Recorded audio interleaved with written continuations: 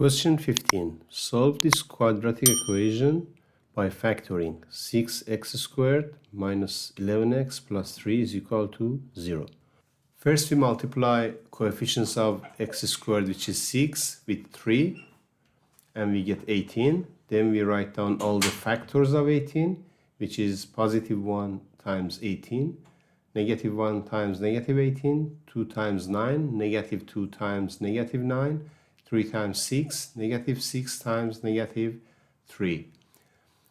We need to find one pair of these factors, which when we add them together, we get coefficients of x, which here is negative 11.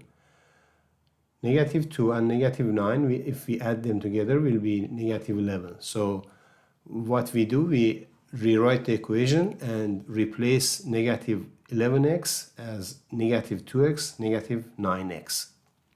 So our equation will be 6x squared minus 2x minus 9x plus 3 is equal to 0. Then I factor between these two terms, factor out 2x, and I get 2x times 3x minus 1. And between these two, I factor out negative 3, and I get negative 3 times 3x minus 1 is equal to 0.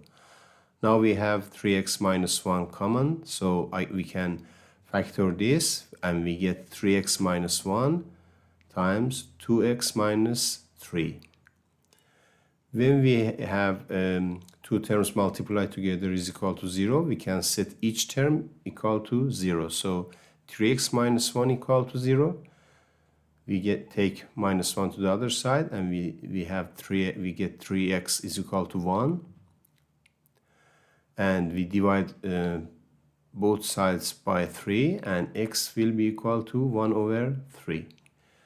Also, we need to set 2x minus 3 is equal to 0. 2x minus 3 is equal to 0. Then 2x is equal to 3. And if we divide both sides by 2, we'll get x is equal to 3 over 2.